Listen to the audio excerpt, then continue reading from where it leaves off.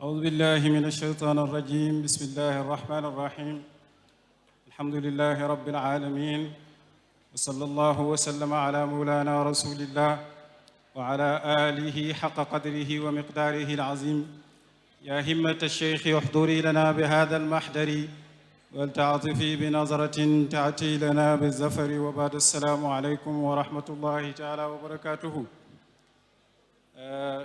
dañ ma wax ne balaa may dugg ci thème bi ci français ma sànni tuuti baat ci wolof du jafe trop ñu ngi sant yàlla bu baax thème biñ ma jox mooy al faydatu wa mustaqbalul aalami thème la boo xam ne bu am solo la dama gis ne bu fekkee ne dama ko war a tënk ci wolof xam naa quelques minutes te minutes yooyu xëj na ñu bañ ko boole ci discours français bi damay gis ne pour mën a traiter sujet boobu il faut nga xam lan mooy faydu wala faydatu foog nga xam bu ñuy wax mustaqbalul aalam lan lañ ci jublu te foog nga xam tamit Cheikh Ibrahim Niass mi nga xam ne moom la yàlla teg loxo faydu bi ci loxoom fan la gisoon ne faydu bi foofu la war a nekk ñu ngi sant yàlla bu baax faydu am na boroom xam-xam bu mag bu toog fii ci gaañ yi am na benn téere bu mu bindoon tuddee ko alfaydatu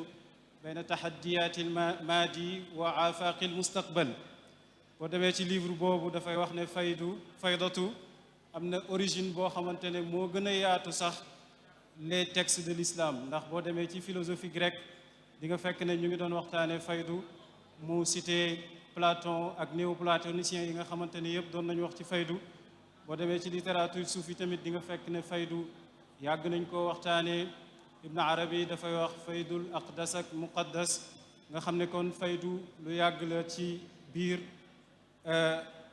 littérature spirituelle boo xoolee nag li war a tax ñuy waxtaanee faydu mooy ne yàlla ci boppam moo bind doomu aadama façon yi bind boo xamante ne dafa def doomu aadama mu soxlawoo yàlla soxla boo xamante ne du jeex ba mukk boo demee Cheikh Ibrahim Niass dégg nga li mu wax ci wolof nee na ñun soxla biñ am ci yàlla mooy soxla bi gën a jafe ci soxla yi ndax nee na boo soxlaa lekk boo xiifee doy na ci yow rek nga gis lu mën a suur lu la mën a suur nga lekk ko mu ne boo maree doy na ci yow nga gis ndox mu la doy rek nga naan ko mu ne waaye ñun soxla biñ am ci yàlla moom dafa jafe faj ndax yàlla miñ bëgg su demoon ba jox ñu boppam ñu war koo jëriñoo bàyyi nee na bu boobaa ñun dootuñu fa nekkati kañ lay mën a jariñoo dëgg-dëgg nag mooy kiiraay dox suñu diggante moo tax mu ne ñun soxla bi ñu am ci yàlla du mës a faju ba mukk nga déggee ci ne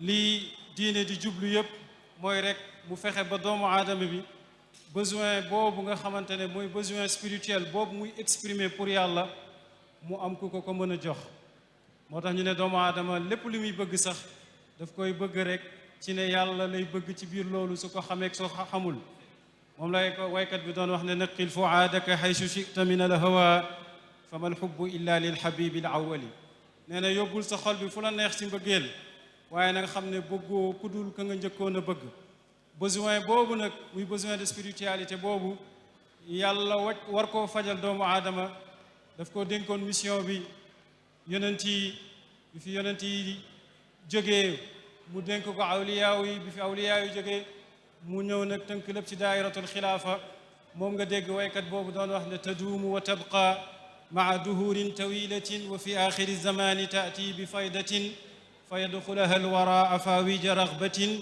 lima shaahaduhu min lawaixi wuslati mu teg si na nag fa yaaxudaha almahdiyu lada duhurihi inda duhurihi lada man lahu l iznu saxiixu bi taybatin wax jooju dinañ ko soxla ci kanam nee na vivacité spirituelle yoon wi mooy tariqatu tijaaniya dafay continuer des fi jamono bu yàgg nag waaye mu ne buñ demee ba aaxiru zaman te daanaka looloy tënk wax ji mu ne ci bi faydatin mu indi benn genre mbëmbëstal mu ne bu indee mbëmbëstal nag nit ñi dugg ci tariqa bi ay kuréel li leen ciy dugal mooy gis jokku ci yàlla yegg ci yàlla bëri waaye mu teg ci benn wax joo xamante ne danañ ko soxla ci biir waxtaan wi mooy fa yaaxudaha almahdiyu inda duhurihi lada man lahu l iznu saxiixu bi taybatin nee na tariqa tijaan mahdi yu bu ñëwee dina ko jël te bu koy jël daf koy jëlee Tayba ci borom ndigal loo xamante ne ndigal lu wér la wadal abdu qad laqiya ayna al ilmi wa jaahu al iznu biduni wahmi loolu nag loolay faydu koon mooy li René Guénon di woowee la tradition primordiale mooy lien boobu nga xamante ne yàlla dina ko maintenir ak doomu aadama bi jaarale ko ci anbiyaaw yi jaarale ko ci awliyaa yi waaye jaarale ko ci xalifa yàlla bi nga xam ne boo ñëwee ba ci pays xilaafatu nag mooy aaxirul mataaf foofu moom mooy daj dëpp gi lépp fa la daje looloy faydu ci tënk bu gàtt rek mustaqbalul aalam nag soo ko waxee ci ni Cheikh Ibrahim Niass di gisee da ngay gisee ne Cheikh Ibrahim Niass li yonante sallallahu alayhi wa sallam doon wax ne ku génn àdduna rek sa yowmal qiyaamati taxaw na dafay feeñ ci jàngalem Cheikh Ibrahim Niass ndax moom ñaari jeexital la gis ci dunduk doomu aadama jeexital goo xamante ne doomu aadama bi dundam gi dina ko jeex ci kaw suuf mu dugg ci dund bu bees te fekk mu ngi ci kaw suuf deewagul wa adxulu jannatu naimi walam amut bi yumni habibi daakumu gaayatu niami bàyyi nee na maa ngi dugg aljana yi xéewal te deewuma dangaa dugg aljana te deewoo bàyyi mu ne waaw mu ne daakumu gaayatu niami loolooy xéewal gi gën a mag waaye nag maa ngi ko amee ci barke yonante bi sallallahu alayhi wa sallam donc am na première état bu dee goo xamante ne dañ koy woowee une mort spirituelle dee goo xamante ne doomu aadama bi ci bakkenam la dee dekk ci yàlla googooy dund dëgg-dëgg nag waaye di nga fekk tamit baay di aborder dee gu normal gi nga xamante ne moom la ñuy dee ñun ci façon boo xamante ne daf lay wéttali ci nga bañ a wéet xam ne lu mën ci xew rek ngëneeli yàlla moo jarawut bi xajji bi sawmi wa xajji lam asiq fal wasaayiqu bi fadli karimin yowma tubla alxaqaayiqu usallim tisaalan adkuru llaha taaliyan wa ma chamma cheyun in tabassara daahiqu bàyyi na yawmal qiyaam bi nga xamante ne ñu ngi koy aborder maa ngi koy aborder ci benn façon boo xamante ne bu wute la bu ko nit ñi di aborder wóoluwuma sama jaamu yàlla ndax wóoluwuma sama woor wóoluwuma sama aji màkkal li ma wóolu dëgg-dëgg mooy fadlun karimun mooy ngëneeli yàlla goo xamante ne gu màgg la bis bi nga xamante ne yàlla dina wuññi xaqaayiqi aaya alquran sarair la wax bàyyi wax xaqaayiq mu lay junju mbir yoo xamante ne mbir yu kawe la bàyyi ne usallim tisaalan damay julli pare parce que yàlla ne julli leen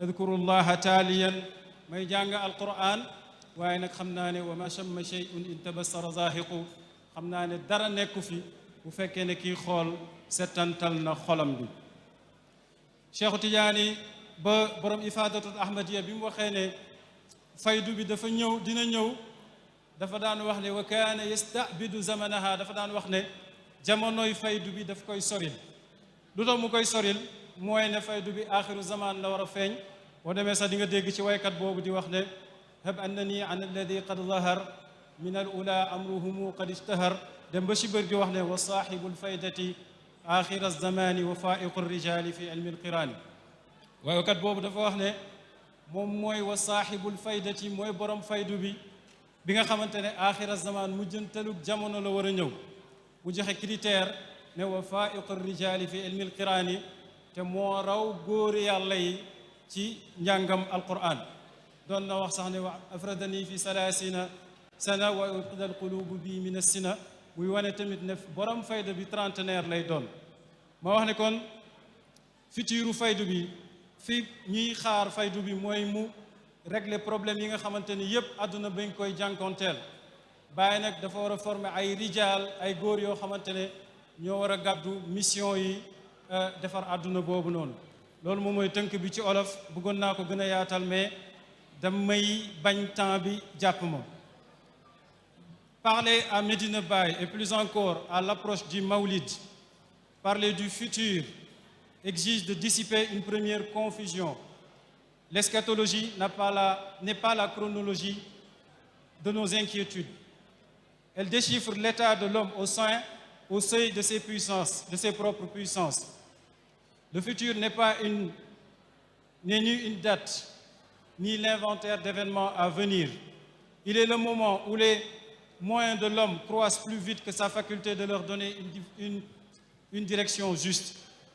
Ce que Cheikh Ibrahim Niass appelle le mamatul ruhi ne désigne pas une mort qui mettrait fin au corps, mais le retrait de la faculté qui rapporte la science, l'autorité et la puissance à leur origine divine.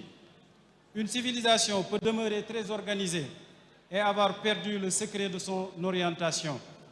La faïda n'ajoute donc pas une doctrine à l'arsenal des doctrines.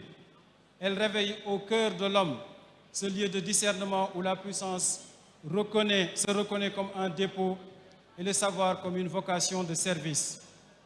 Le Ma'ad donne à cette question son caractère irrévocable. L'homme ne retourne pas seulement à Dieu au terme de sa vie, il retourne avec la forme qu'il aura donnée à ses dépôts. Le corps, le temps, la parole, la science et l'autorité sont des amanat, non des possessions souveraines. La tarbiya apprend à les restituer avant d'y être contraint. Elle dessaisit le nafs de ses usurpations afin que la compétence ne se mue pas en orgueil, la fonction en propriété et la puissance en injustice. La faïda est une promesse qui entre dans l'histoire. تعطي فائدة على أصحابي حتى يدخل الناس في طريقتنا أفواجا تأتي هذه الفائدة والناس في غاية ما يكونون عليه من الضيق والشدة. L'annonce appartient à la mémoire tidjani antérieure à Cheikh Ibrahim Niass. Elle ne formule pas une promesse abstraite, elle désigne une configuration. À l'entrée des hommes par groupe répond l'ouverture du Fath. Cette ouverture surgit sous le signe du diq et de la shidda. La foule est ainsi un signe externe, non l'essence de l'accomplissement. Ce qui doit réellement se déployer est l'accès de l'homme à la ma'arifa. Le mot afwajan ne décrit donc pas seulement une adhésion nombreuse, il indique le moment où une voix, jusqu'alors portée par un cercle, devient hospitalière à des peuples. Mais dans la grammaire spirituelle de la tradition, le fath ne se confond jamais avec l'expansion sociale. Il est une ouverture dont les traces se reconnaissent dans la connaissance de Dieu, la guérison des prétentions du nafs et la capacité de servir. Les débats de l'ancienne mémoire ont ici une fonction salutaire. Ils empêchent de simplifier le récit. Arabi ibn Sa'ih rapporte que les grands compagnons du Cheikh ne s'accordaient pas sur la réalisation de la faïda. Al-Nazifi situe au dernier âge et la relie à une transmission que le Mahdi reçoit d'un détenteur de l'isme. Cette pluralité ne fragilise pas la lecture ibrahimienne. Elle l'oblige à se vérifier dans les effets d'une œuvre plutôt que dans la seule force d'une affirmation. قلت قد دخل الناس في الطريقة أفواجا والذي وقع من كثرة الفتح في أصحاب الشيخ والمعرفة بالله والاستغراق في الله برفض كل ما سواه ما وقع في طريقتنا قط فيما عالم منذ بروزها إلى يومنا هذا. Avec Cheikh Ibrahim Niass, la parole franchit le seuil de l'attente pour devenir témoignage. Mais le témoignage ne porte pas sur le seul nombre. Kasratul Fathi, Ma'rifatu Billah, Al-Istighraqu Fillahi ne prennent sens qu'en se rejoignant dans une tarbiya qui transforme. L'effusion est donc comprise comme une réponse à l'affaiblissement de l'iman et les ma'arif et les haqa'iq reconduisent l'homme vers la fitra de la foi. La faïda devient ainsi lisible là où plusieurs mouvements s'accordent. Les hommes entrent, le fath se multiplie, la ma'arifa devient partageable et la tarbiya rend les consciences capables de porter ce qu'elles reçoivent. Son universalité n'est pas une uniformisation des âmes. Elle a la communicabilité d'une tradition spirituelle qui demeure rapportée à son origine prophétique. La faïda ou l'économie spirituelle de la transmission. Parler d'économie spirituelle ne revient pas à soumettre la grâce au calcul. Il s'agit de nommer une circulation du don qui devient fécond qu'en changeant de forme. La lumière prophétique devient intelligence vécue, l'intelligence devient discipline du caractère, la discipline devient service, le service devient transmission. La faïda refuse que la ma'arifa s'enferme dans l'intimité. Elle veut que la vérité traverse les maisons, les écoles, les relations d'autorité et les décisions dont dépend la vie commune. Les notions d'ahadiyya, de muhammadiyya d'Ahmadiyya et de Khilafa ne sont pas les rubriques d'un classement. Ils désignent une herméneutique du passage de l'un qui se dérobe à toute prise au Nour Muhammadi qui rend la vérité communicable, du profondément intime qui la reçoit à la responsabilité qui lui donne un visage dans l'histoire. Le sirr, le ruh, le qalb et le jism indiquent à leur tour une manière dont une grâce mystique doit atteindre le centre de l'homme, vivifier son souffle, élargir son cœur et discipliner son existence dans son entièreté. La faïda est en ce sens une pédagogie de la méditation ou de la médiation. Elle ne sacralise pas une subjectivité religieuse. Elle apprend à faire passer la présence dans la parole dans la décision dans la fidélité d'un peuple à ses dépôts. Sa vérité ne se mesure pas juste à l'intensité d'une expérience, mais à la qualité des formes de confiance, de responsabilité et de miséricorde qu'elle introduit dans l'humanité. Arani ma'al illati armuqu nahwahu ورج التفاتا منه تبدو الخوارق إذا التفت الهادي إلي فإنه يغطي ظلامي نوره والحقائق. Al-Hadi est ici le prophète sallallahu alayhi wa sallam. Lorsque le poète dit que sa lumière recouvre son obscurité, il ne décrit pas un privilège qui isolerait un individu. Il donne la structure organisationnelle d'une transformation qualitative. Le regard prophétique rend les haqaïq à leur force opérante. L'homme désencombré de sa nuit apprend à devenir digne de ce qui lui a été confié. Toute la pédagogie de la faïda tient dans ce mouvement. Recevoir, répondre, puis rendre fécond pour d'autres ce qui fut reçu. La ma'rifa n'abolit donc ni le fat, ni le fiqh, ni l'effort, ni le devoir de réparer le monde. Elle retire à l'action son illusion de suffisance et à l'homme l'illusion d'en être le propriétaire. Celui qui reçoit la guidance ne s'évade pas de l'histoire. Il apprend à l'habiter comme le lieu où un dépôt doit trouver sa forme juste. ولا تزال الوزارة في الدين حتى يأتي المهدي ووزراؤه هؤلاء هم حلفاء الله في العرض. Fi Riyad Tafsir fait ainsi passer la faïda de son excentricité à sa forme publique. Le mentorat spirituel n'est pas une solitude inspirée. Il est une pluralité de transmission. Il demande la mémoire qui rappelle, le conseil qui rectifie, la science qui éclaire et le service qui assiste. Gardien du Coran et du Hadith, savant des fondements, fuqaha et maître des ma'arif, ne composent pas une caste. Ils construisent les fonctions par lesquelles une communauté peut se tenir durablement. Cette interdépendance ne doit pas être confondue ni avec une bureaucratie pieuse, ni avec la dispersion des bonnes volontés. Elle délivre d'un double péril, celui du chef qui prend son jugement pour la vérité et celui d'un groupe qui possède des compétences mais ignore comment les ordonner. فَتُمْسِي رِجَالُ اللَّهِ فِي ذِلِّ رَاحَةٍ وَعِزٍّ وَتَمْجِيدٍ وَبِالْحَقِّ عَالَنُوا يَكُونُ زِمَامُ الْعَالَمِينَ جَمِيعِهِمْ بِأَيْدِي رِجَالٍ بِالْعُلُومِ تَمَكَّنُوا هُنَالِكَ عَمَّ الْفَيْضُ لَا شَكَّ لَنْ تَرَى سِوَى عَارِفِي بِاللَّهِ وَالشَّرْعُ مُتْقَنُ. L'ordre de la Nounia est doctrinalement décisif. Elle commence par les Rijal, non par le Mahdi. Dans le désordre du dernier âge, le premier problème n'est donc pas l'événement attendu, mais la capacité humaine à recevoir les imams. Cette bride par laquelle une force reçoit sa direction ne peut être confiée qu'à des hommes établis dans les sciences. Le tamakkun n'est pas une somme de savoir. Il est la science devenue jugement, maîtrise de soi et aptitude à répondre de ses actes. C'est ici que la mort volontaire retrouve son sens, sans aucune complaisance morbide. Avant de tenir les imams, il faut défaire la prétention du nafs à commander, faute de quoi la science se retourne en instrument de domination et l'autorité en prolongement de l'ego. La tarbiya ne rapetisse pas l'homme, elle lui donne le sens du jugement, sans lequel aucune responsabilité historique ne peut être portée sans se compromettre. وَإِنَّ رِجَالَ اللَّهِ دَانُوا لِتَاعَتِي وَلِي بِرَسُولِ اللَّهِ دِرْءٌ مُغَلَّزُ. Le jeu est bien celui de Cheikh Ibrahim Niass, mais sa position d'énonciation est aussitôt décentrée par le second hémistice. L'autorité qui rassemble les rijal est dite sous la protection du messager de Dieu sallallahu alayhi wa sallam.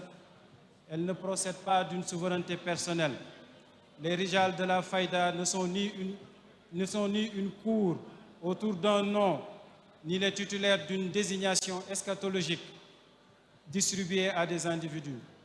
Ils sont formés à recevoir un dépôt sans le confondre avec eux-mêmes, véridiques contre la flatterie, instruits contre l'improvisation, humbles dans la correction, désintéressés dans le don de soi. Une telle autorité ne fixe pas les hommes sur une personne détachée du prophète sallallahu alayhi wa sallam. Elle les attache au cheikh tant qu'il est le mazhar où l'héritage mohammédien se concentre, se déploie et forme les rijal.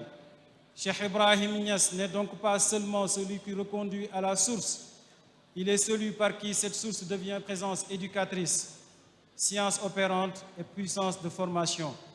C'est de cette centralité que la faïda tire sa capacité d'expansion, non une foule fascinée, mais une communauté façonnée par son regard, capable de porter le dépôt et d'assumer la lieutenance divine sans redouter l'isolement ni le rejet social.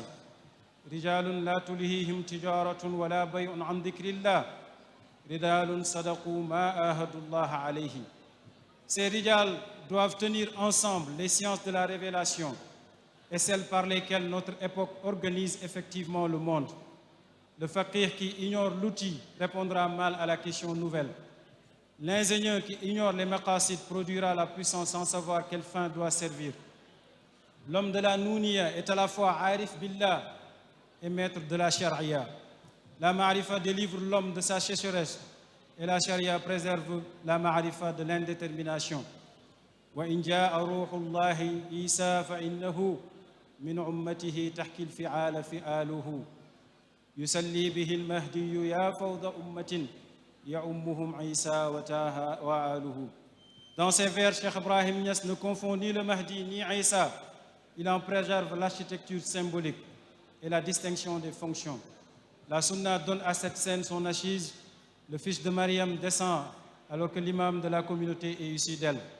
Le Mahdi manifeste une justice califale devenue histoire.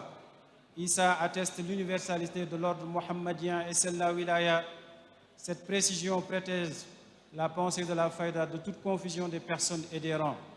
Dire que Cheikh Ibrahim Niass prépare le dernier âge ne revient ni à l'identifier au Mahdi, ni à l'identifier à Isa. Sa fonction est autre.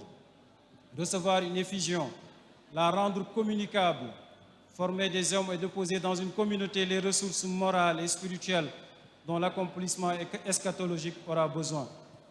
كيف أنتم إذا نزل ابن مريم فيكم وإمامكم منكم وأما المهدي المنتظر فخليفة ظاهر يقوم بالسيف ومدده من وزرائه العارفين الذين حباهم الله له. L'expression Wuzara Arifin est ici capitale. Ibn Arabi l'énonce avec une sobriété qui renverse l'imaginaire de la puissance. L'imam est pauvre du ministre. Le ministre ne concurrence pas l'imam. Il est l'organe par lequel une décision devient capable d'accueillir la pluralité des sciences, des situations et des conséquences. Assistance, mushawara et par d'ilm billah dessine ainsi une éthique du gouvernement. Le Sahib al-Faïda n'est ni le Mahdi ni Isa. Il prépare les hommes sans lesquels l'ordre attendu ne serait qu'apparence de restauration. La Widara n'est donc pas une bureaucratie sacrée. Elle est la syntaxe spirituelle d'une charge, un rapport dans lequel quelqu'un rappelle lorsqu'on oublie, soutient lorsqu'un bien est entrepris, résiste à la flatterie et voit les conséquences que l'urgence rend invisibles. Dans cette économie, la connaissance ne se tient pas du côté du gouvernement. Elle en devient la condition sine qua non. Les qualités que le chapitre 366 du Futuhat attribue à ses ministres composent une véritable anthropologie de la responsabilité. إن العمام إلى الوزير فقير وعليها فلك الوجود يدور وخص به المولى مدينة كولخ فكانت له دون المدائن مظهرا ومظهر ذاك الفيد لا شك أنه ينال به العيام عزا ومفخرا هي الفيدة العظمى فلا متقدم يحوم حواليها ولا متأخرا والسلام عليكم ورحمة الله تعالى وبركاته